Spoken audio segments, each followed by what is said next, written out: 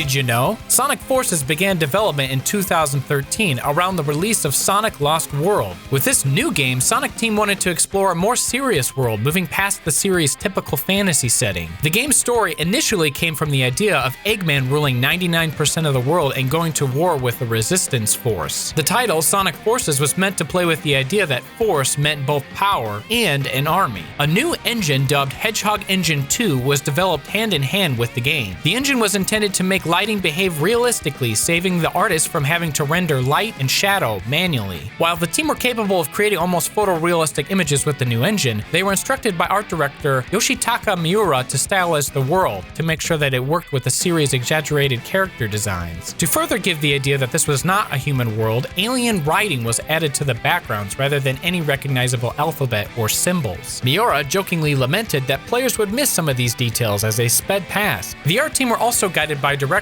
Morio Kishimoto and would design each level's themes and aesthetics around how the level was meant to be played. Many levels were changed between their initial concept and the final game. The Resistance hideout was originally in a casino in the middle of a forest. As the stages and story developed, the hideout became more conventional, but the casino forest idea seemed to have been reworked into the level Mystic Jungle for the final game. Another concept was for a prison camp in Green Hill Zone. The idea was intended to subvert the level's iconic appearance, being dark and eerie rather than sunny and refreshing. This idea was scrapped for unknown reasons, and Green Hill was instead given a desert theme. Forces was partially inspired by the success of Sonic Colors and Sonic Generations. Sonic Team didn't want to just retread old ground though, they wanted to come up with new features like the custom hero. Producer Takashi Iizuka had received a lot of fan artwork over the years and knew that Sonic fans enjoyed creating their own original characters. The custom hero was inspired by the passion of these fans. Iizuka wanted to let players bring their own characters to life in the game. It was also intended to appeal to younger children who enjoy customization features in games. The custom hero was designed to accommodate people that wanted to take designing their own original Sonic character seriously, as well as those who wanted to make something more comedic. However, it was still limited enough so that characters would still feel like an authentic part of Sonic's universe. When designing costumes that the player's avatar could wear, Sonic Team exchanged a lot of ideas with the overseas Sega staff. Western staff came up with a number of concepts that wouldn't have occurred to the Japanese team, such as cowboy and pirate outfits. Some have speculated that the third playable character in Sonic Forces was originally intended to be a third Sonic, this one from the Sonic Boom sub-series. Evidence to suggest this includes the 25th anniversary poster, which included all three Sonics, a similar body shape of the custom hero, the fact that the classic Sonic was retconned to be from an alternate universe, and the grapple ability, which bears a resemblance to the Ender Beam used by the characters in Sonic Boom: Rise of Lyric. However, this was never the case. According to Sonic Stadium contributor Hogfather, the custom hero was pitched early on in Force's development cycle. The feature was not well received, with many staff members having little to no faith in the idea. Originally, the avatar was to have played a much larger role in the game, to the point of being a main character, but these plans were scaled back due to the internal misgivings. Bonus costumes for the custom hero reference other Sega and Atlas properties, namely Jet Set Radio, Persona 5, Puyo Puyo, Super Monkey Ball, and Knights. Additionally, a Sonic t-shirt was released as free DLC referencing the popular meme. The custom hero's Wispin weapon was intended to encourage sequence breaking and speedrunning. By choosing different wisps to fit the weapon, the player could come up with their own paths and strategies to advance through the level. The team even figured out shortcuts of their own while designing and testing the game.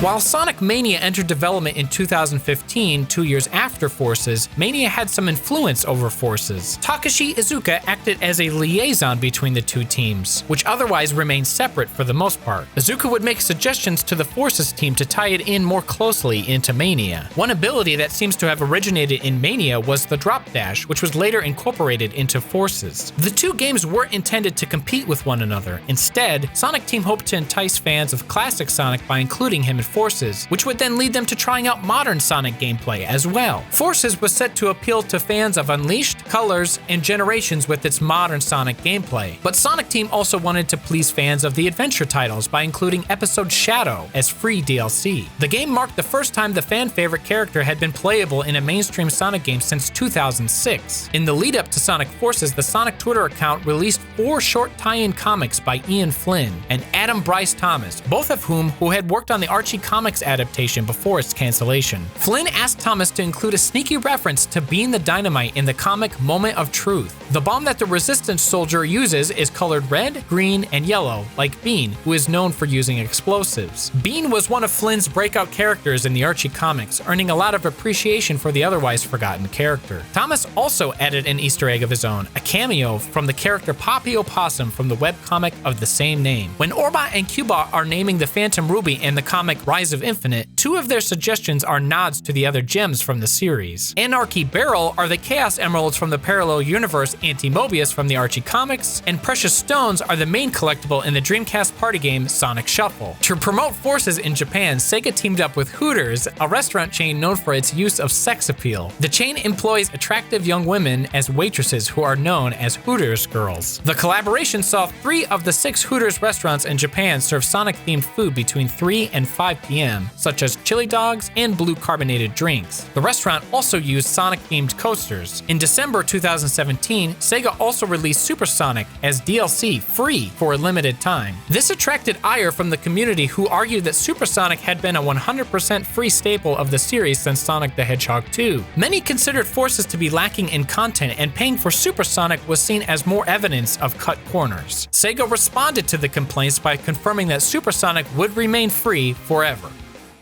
Did you also know that Sonic 3's Get Blue Spheres message at the start of special stages originally said Get Blue Balls? Or that many Sonic games have been censored? For more facts, check out the DidYouKnowGaming video on Sonic secrets and censorship. Speaking of chili dogs and customizable characters, you should check out this video on my channel that showcases an invention that turns a hot dog into the shape of a person. That's on my channel, Chadtronic. Thanks for listening, friends.